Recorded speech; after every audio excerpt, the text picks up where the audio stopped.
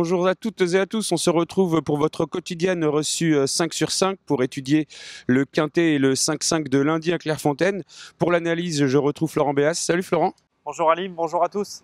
On va étudier un quintet qui s'adresse à des femelles de 4 ans et plus disputées sur les 1600 mètres de l'hippodrome de Clairefontaine.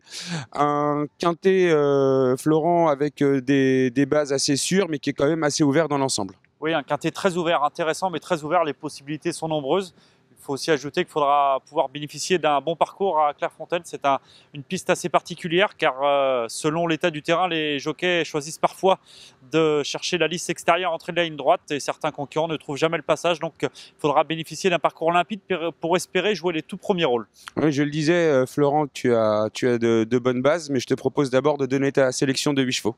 Tout d'abord en tête, l'As Siluna, suivi du 13 Santa Manza, le numéro 9 Rice Nice, le 4 Aldabra, le 3 Juscam Noir, suivi du 14 Watuka, le 2 Ice Love et enfin le numéro 7 Zaraskai. Tu as choisi de mettre en tête le top weight. Siluna, elle vient de découvrir la catégorie de handicap, mais elle a montré qu'elle pouvait y trouver sa voie. Voilà, ce jour-là, malgré une lourde charge, c'est d'ailleurs, vous pouvez le revoir, notre course référence. Elle a longtemps fait illusion pour la victoire avant de trouver sur sa route Alzubra, qui l'a dominé tout à la fin, mais elle est restée nette deuxième. Elle devrait rapidement remporter son quintet. Elle est associée au redoutable Christophe Soumillon et fait figure de solide points d'appui. Tout comme la Siluna, le numéro 13 Santa Manza est vraiment irréprochable. Voilà, on ne peut rien lui reprocher. Cette pensionnaire du local, Romain Ledren-Doleuse, a été préparée avec soin pour ce quintet. Elle répète chacune de ses tentatives.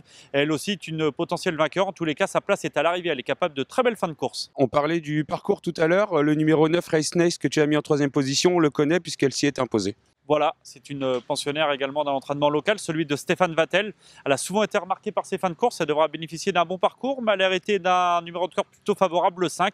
Elle va peut-être galoper un peu plus près qu'à l'accoutumée durant le parcours, et attention à elle, car elle peut en doubler plus d'une dans la ligne droite. Derrière ces trois concurrentes, tu as choisi le numéro 4 Aldabra. Je crois que c'est un secret de Polichinelle de dire que Didier Prudhomme prépare très bien ses meetings, et je crois qu'il ne faut pas prendre en compte ses dernières performances. Non, faut pas les prendre au pied de la lettre. C'est une concurrente qui a déjà fait ses preuves dans les grands handicaps quintés. Elle a souvent mieux couru que ne l'indiquaient ses classements ces derniers temps. Elle a de ce fait été baissée au poids. Elle n'a pas forcément été gâtée avec son numéro en dehors dans les stalles à la corde, le 17. Mais cette fois, face aux uniques femelles, elle est associée à Pierre-Charles Boudot. Elle fait figure d'outsider séduisant. Je pense qu'il vaut mieux la racheter. Ouais, et puis on a l'habitude dans Paris Turf d'avoir des repérés dans les jumelles. On peut dire que Jusquiem Noir vient de très très bien courir. Voilà, c'était l'une des notes dans un quintet disputé à Chantilly. Elle va cesser de refaire du terrain en pleine piste dans la ligne droite. Elle aussi n'a plus à faire ses preuves dans les quintets. Cette pensionnaire de Johan Gouraud est modèle de régularité. Elle fait toutes ses courses. Elle s'entend très bien avec Stéphane Pasquier qui en tire la quintessence. Elle a hérité d'un bon numéro de corde, le 2, et possède une chance des plus régulières. Elle aussi a sa place dans la bonne combinaison. Donc, on a commencé cette émission, Florent, en disant que c'était une course ouverte. Grace of Love est une concurrente que tu aurais pu mettre, que tu n'as pas choisie. Voilà, il y a de nombreuses possibilités. Il fallait en garder 8, faire des choix. Elle est en grande forme, c'est sûr, mais à ce poids-là, je pense qu'elle n'a pas une grande marge de manœuvre, raison pour laquelle je ne l'ai pas gardée, mais attention, c'est une possibilité. Du coup, on va écouter Simone Broggi, son entraîneur.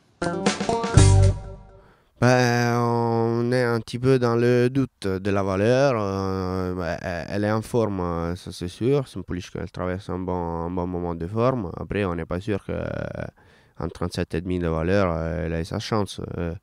Je voulais essayer, j'ai choisi ce quintet-là, c'est quelle pouliche, et elle est ici. Comme on vient de l'entendre, Simone Broggi, tout comme nous, en saura beaucoup plus après la course. Une fois ce quintet étudié, je te propose de donner à nos internautes, je ne sais pas, un petit chocolat pour lundi. On va tenter avec, dans la troisième, le 301 Salah, un pensionnaire d'André Fab qui a montré de très belles capacités en ligne droite. Il n'a plus été revu depuis le mois de mai dernier, mais il s'était essayé au niveau groupe 3. Il n'avait pas connu un parcours très limpide ce jour-là. Il courait mieux que ne l'indiquait son classement. Il effectue sa rentrée, mais redescend de catégorie et peut bien faire dès ses débuts sur 1400 mètres. La réponse lundi. Florent, merci. Et puis bon jeu à tous. Merci Alim.